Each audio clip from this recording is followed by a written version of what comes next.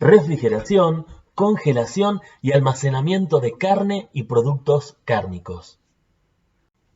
En este gráfico podemos ver la actividad enzimática relativa y la velocidad de crecimiento de algunos microorganismos en función de la temperatura.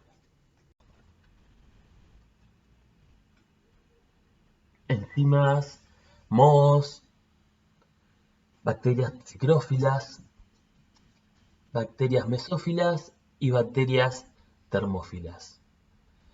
Como podemos ver, cada tipo de microorganismo tiene un óptimo de crecimiento en distintas temperaturas.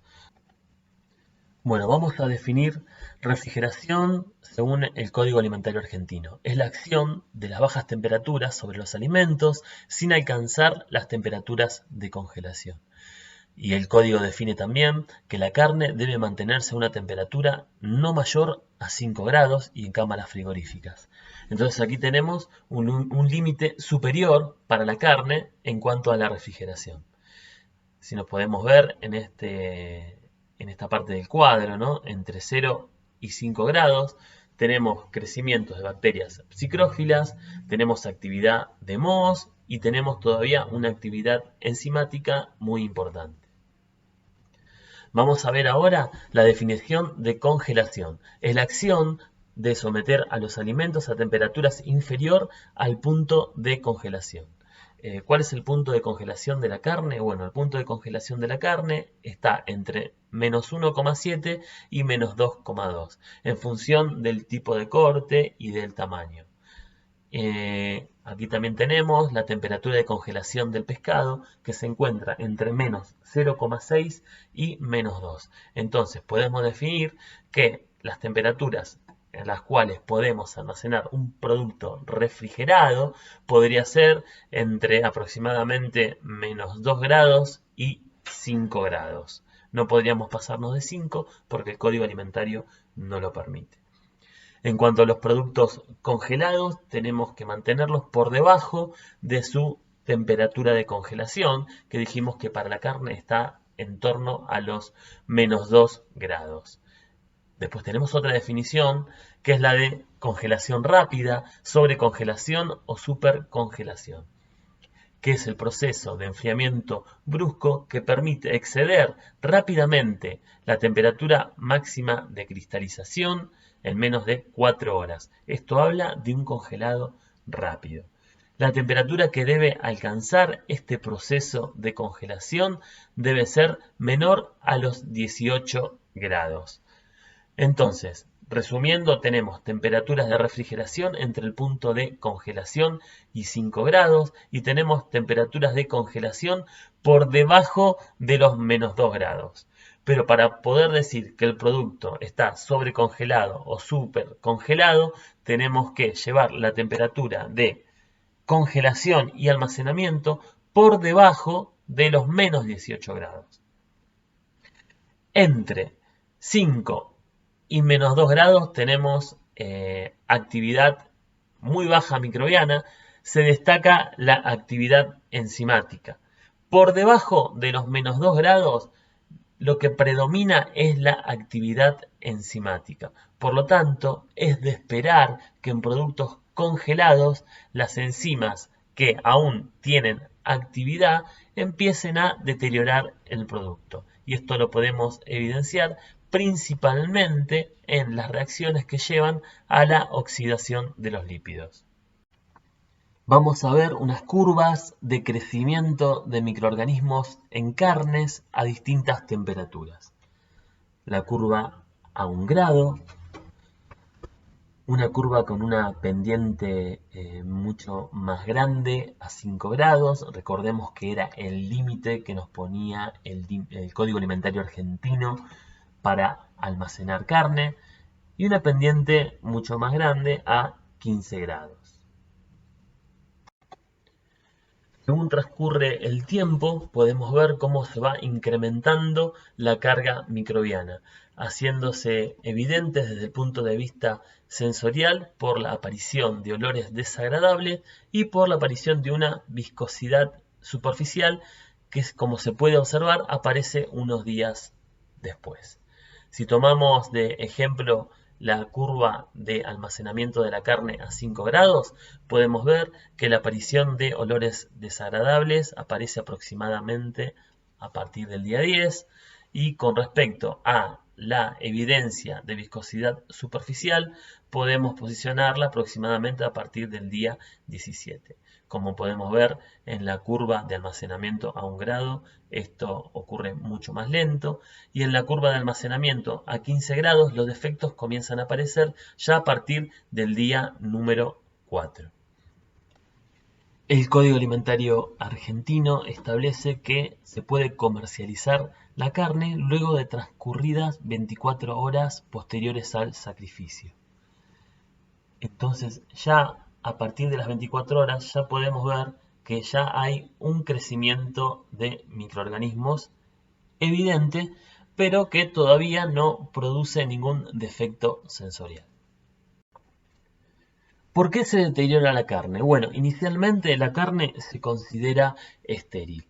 Por lo tanto, las fuentes de contaminación ocurren durante la faena. Cuando decimos estéril, hablamos de animales sanos sin ningún tipo de enfermedad.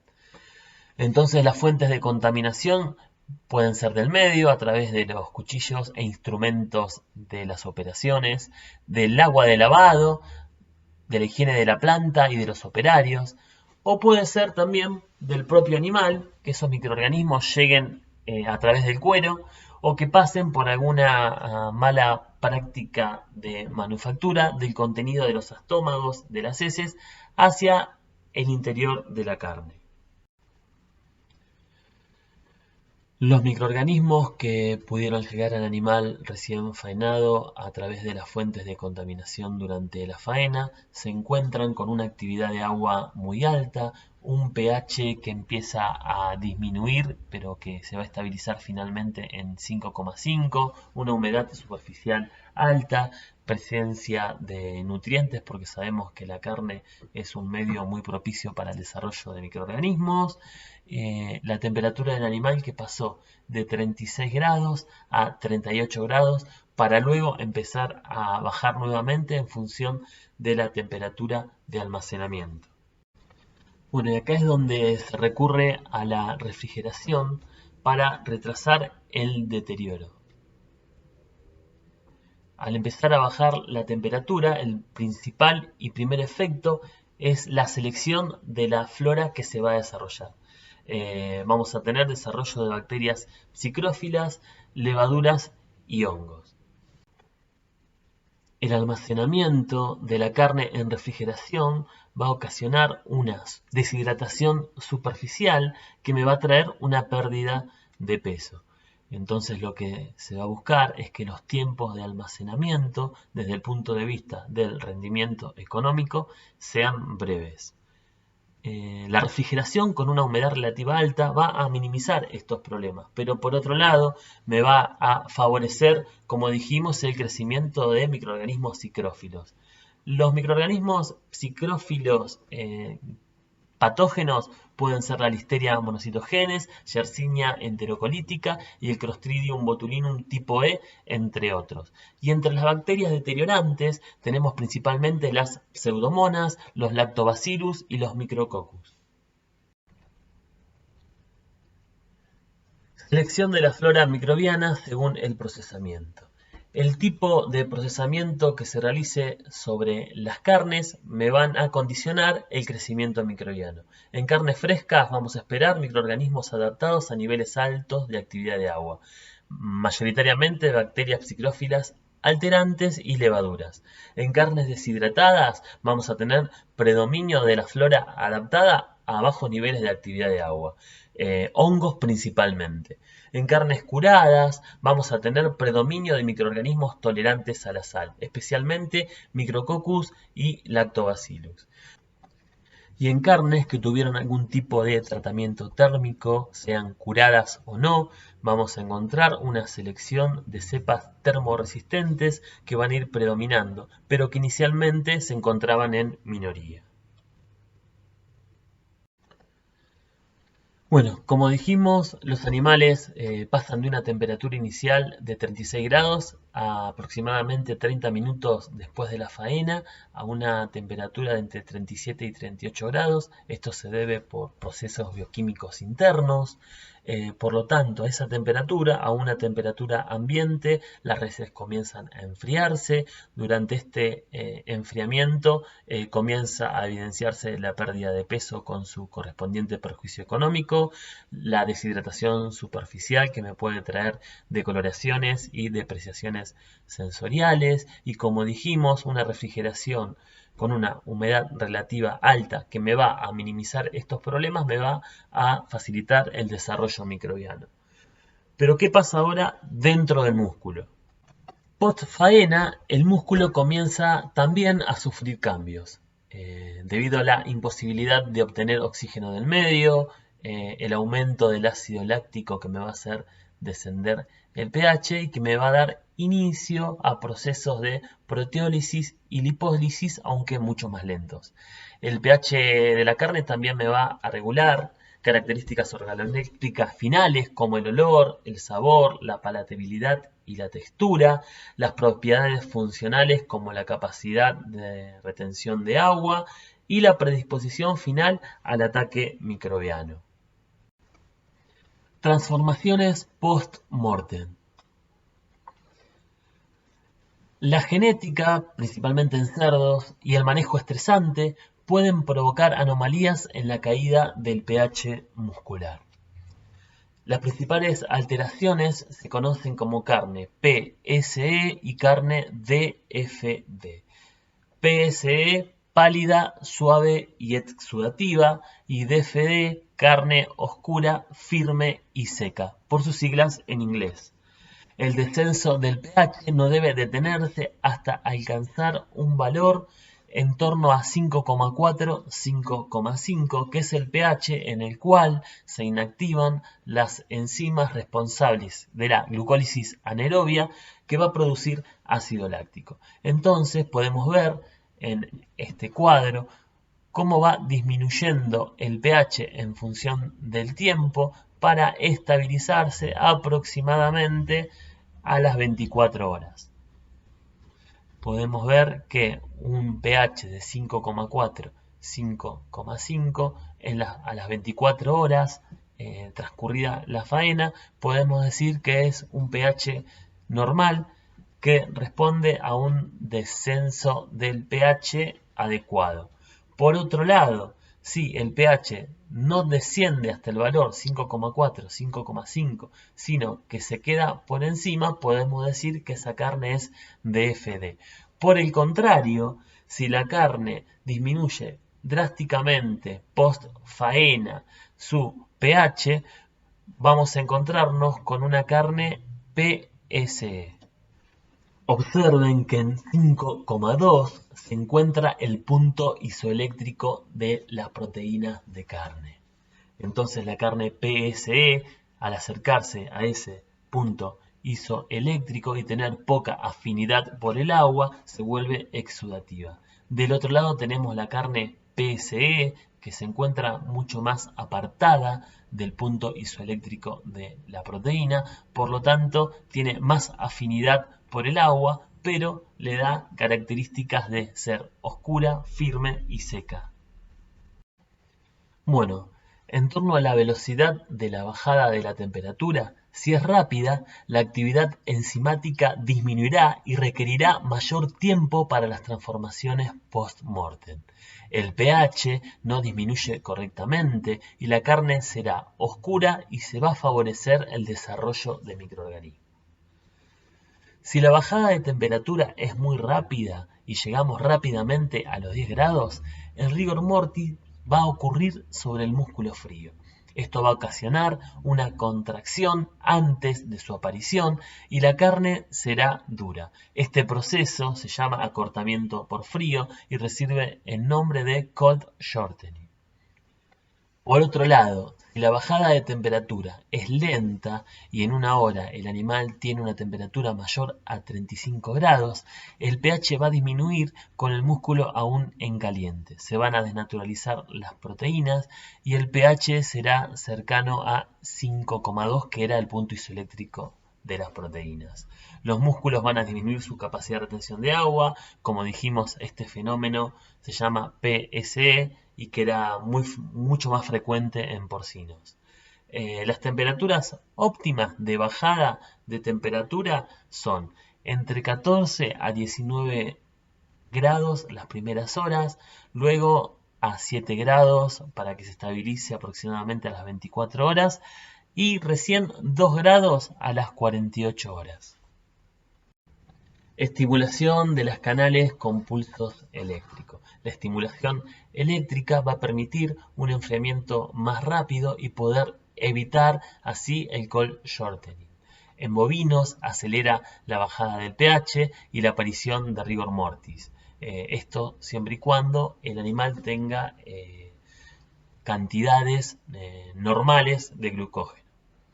No está recomendado en porcinos por el alto riesgo a la aparición de defectos PSE y en bovinos puede ocasionar también defectos en el color, carne oscura. Esta estimulación con pulsos eléctricos puede realizarse antes del desangrado o después del desangrado. Si se realiza antes del desangrado, va a favorecer el desangrado. Si se realiza después del desangrado, se realiza en la etapa posterior al lavado y va a favorecer la terneza y el color. En cuanto al voltaje, si hablamos de por arriba de los 100 voltios, va a ser una estimulación de alto voltaje. Y por debajo de los 100 voltios va a ser una estimulación eléctrica de bajo voltaje. Como particularidad, el equipamiento de un establecimiento que faena para estimular eléctricamente debe requerir espacio y adecuar a buenas condiciones de seguridad e higiene para evitar riesgos para el personal. Propiedades térmicas de la carne. La velocidad de enfriamiento de la carne se encuentra afectada principalmente por dos tipos de factores. Factores intrínsecos relacionados con la masa y la superficie de transferencia, la conductividad térmica y el calor específico. Y factores extrínsecos como el agente enfriador, el coeficiente de película y la temperatura del medio. En esta tabla tenemos valores de conductividad térmica que se representa por la letra K y sus unidades son watt sobre metro por grado Celsius. Fíjense, valores bajos de conductividad térmica tenemos el aire y en el otro extremo con un valor alto de conductividad térmica tenemos el hielo. Es decir, el hielo por lógica conduce mucho mejor la temperatura que el aire. En situaciones intermedias tenemos la grasa con una conductividad térmica muy baja, es decir, presenta resistencia para conducir la temperatura. Luego tenemos la médula con una conductividad térmica muy parecida a la grasa. Luego tenemos el hueso poroso que tiene una conductividad térmica un poco superior.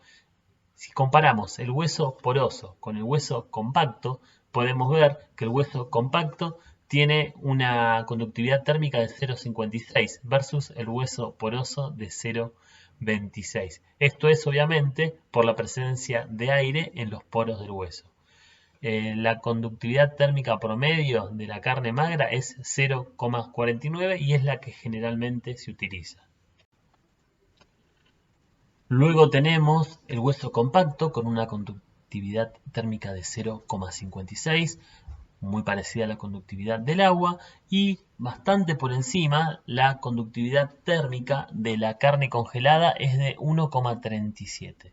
Es decir, conforme se va congelando la carne, se incrementa la velocidad de congelación.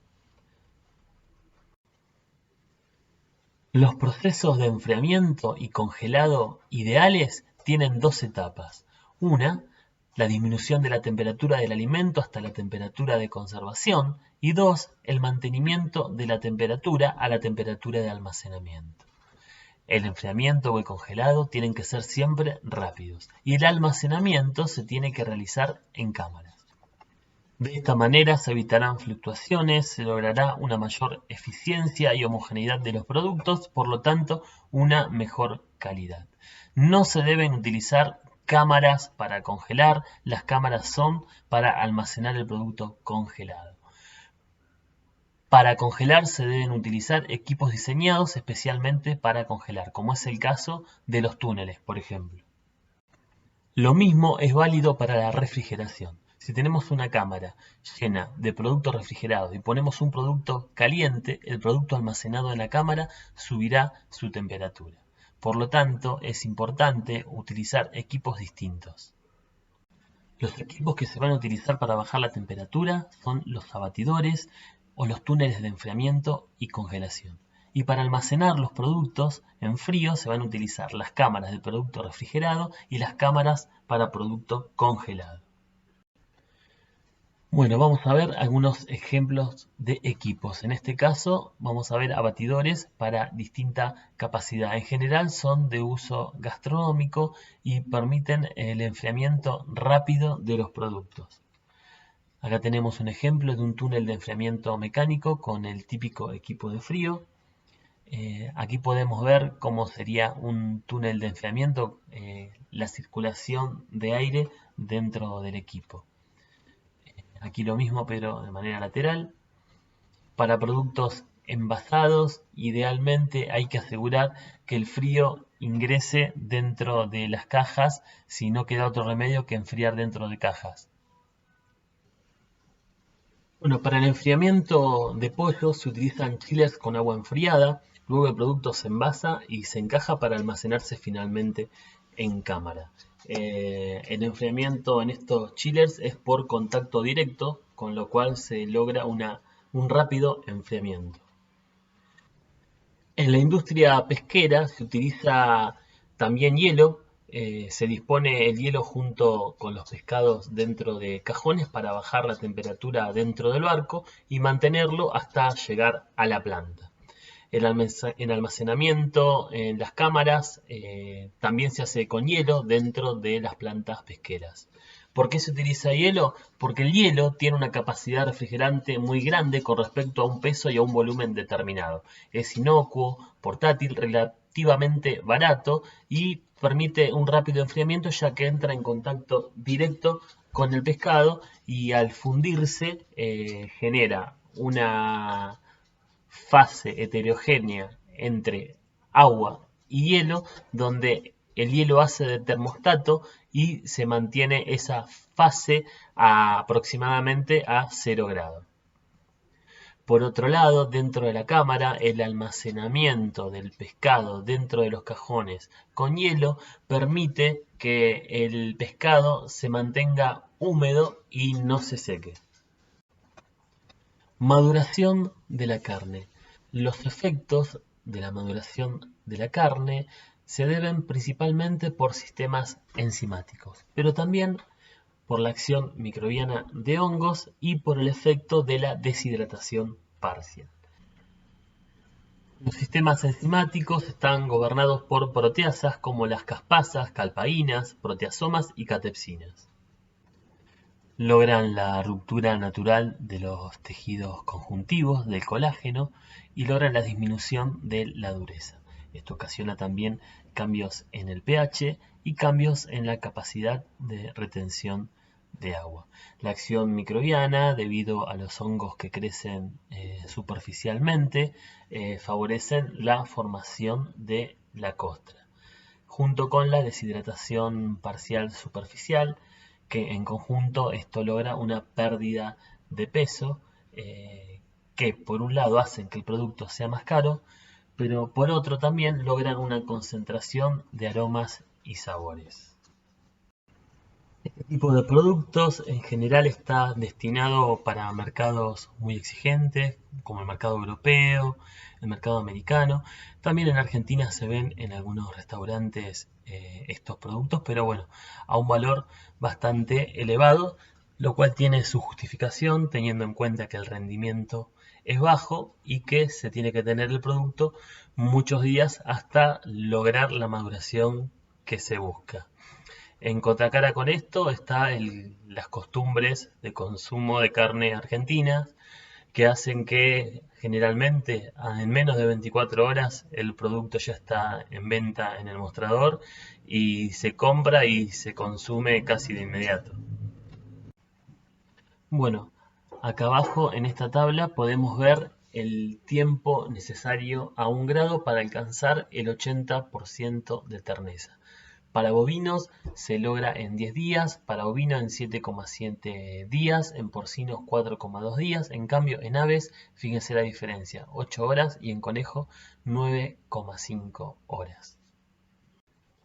Bueno, se distinguen dos tipos de proceso, la maduración en seco y la maduración en húmedo. La maduración en seco tradicional lleva aproximadamente de 3 a 4 semanas en una condición de humedad relativa de cámara entre el 50 y el 75%.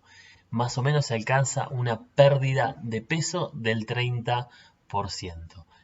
Obviamente está reservado para cortes caros y tiene altos costos, con lo cual uno espera que estas carnes tienen un muy alto valor agregado. Por otro lado, tenemos la maduración en húmedo, en la cual los productos se envasan al vacío y se almacenan en cámaras también de 1 a 3 grados. El proceso de maduración húmeda lleva un tiempo de 7 a 28 días y en cambio la pérdida de peso es del orden del 10%, contra el 30% que dijimos de la carne madurada en seco. También es de destacar que a las pérdidas, a las mermas, cuando se va a presentar el producto madurado en seco, generalmente se cortan las costras, con lo cual la pérdida es aún mayor. Envasado al vacío. El envasado al vacío se alcanza cuando se logra la extracción mecánica del aire y luego el proceso se complementa con un envasado con materiales barrera. La extracción mecánica del aire va a lograr la exclusión del oxígeno, quedando este de manera residual por debajo del 1%. Esto le va a brindar al producto protección contra oxidaciones, reduciendo el deterioro de los lípidos, pero también va a lograr cambios en el color de los pigmentos. Si el alimento tiene un pH mayor a 4,5 y una actividad de agua mayor a 0,93, si envasamos ese producto al vacío, se corre el riesgo a que crezca Clostridium botulinum. En alimentos con un pH mayor a 4,5 y una actividad de agua mayor a 0,93, corre el riesgo que crezca Clostridium botulinum. Por lo tanto, hay que complementar el envasado al vacío con la refrigeración a temperaturas menores de 4 grados o bien la congelación. Si por el contrario el alimento tiene un pH menor a 4,5 o una actividad de agua menor a 0,93, el envasado al vacío en este caso agrega una protección extra contra la humedad y contra las oxidaciones, pero en función de estas características podría evitarse el envasado en condiciones de refrigeración. Cambios del color de la carne durante el almacenamiento. Estos cambios se deben al contacto prolongado de la carne con el medio. De esta manera, la mioglobina se ve afectada ante la presencia o no del oxígeno, así como también ante la exposición del oxígeno o la luz durante mucho tiempo.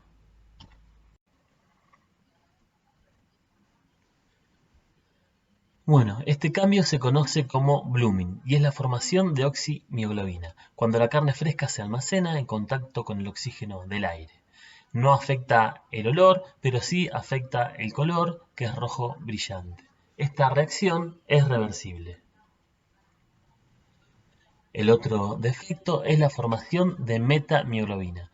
Se debe ante un almacenamiento prolongado en presencia de oxígeno. Es solo un fenómeno superficial, el color de la metamioglobina es café, no afecta el olor, pero la reacción es irreversible.